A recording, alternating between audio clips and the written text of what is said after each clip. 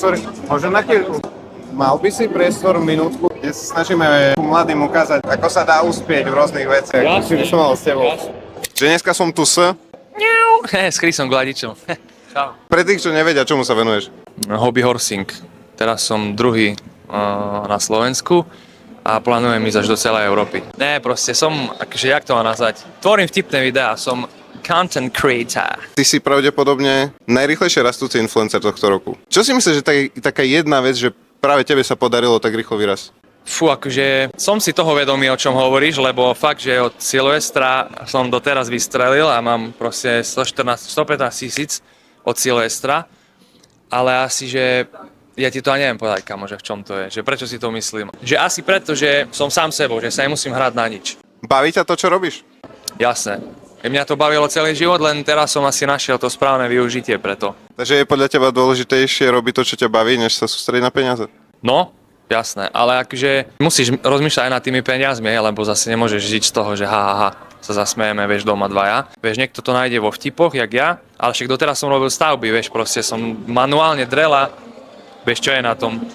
Aj teraz, keby som musel niekomu ísť pomôcť, si dám monterky a idem robiť, chápeš, vôbec teraz, že zarábam z vtipov, tak by som nebol, že horenos, vieš. Keď niekto toto pozerá a chcel by byť tiež influencer, čo je jedna vec, čo by si mu odporúčil a čo je jedna vec, na ktorú by si ho upozornil? No, odporúčil by som asi to, že stále sa musíš niečím odlíšiť, že musíš byť niečím iný. Mne mi to ťažko povedať, lebo ja si ani neuvedomujem, že som napríklad iný jak niekto, že lebo stále som to ja, vieš.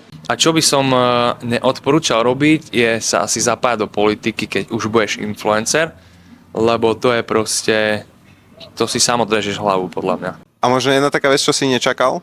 Že budem tu, kde som dnes. Že proste to... Mal som víziu, lebo manifestácia je vec, ale že takto skoro, vieš, to som nečakal. Ty máš koľko rokov? 25. Ja mám 21. Keby zajtra obaja zomrieme a mal by si tu zanechať iba jednu vec, čo by po tebe zostala, čo by si chcel, aby tu po tebe zostalo? Moje trenky. Neviem, kamo.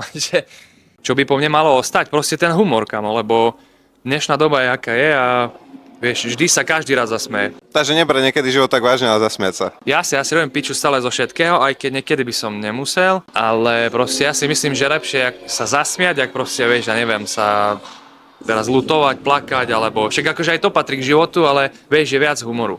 Najlepšia rada, čo si kedy dostal v živote? Najlepšia rada? Keď čo budeš potrebovať, sa si kúp. Super, díky moc. Čau.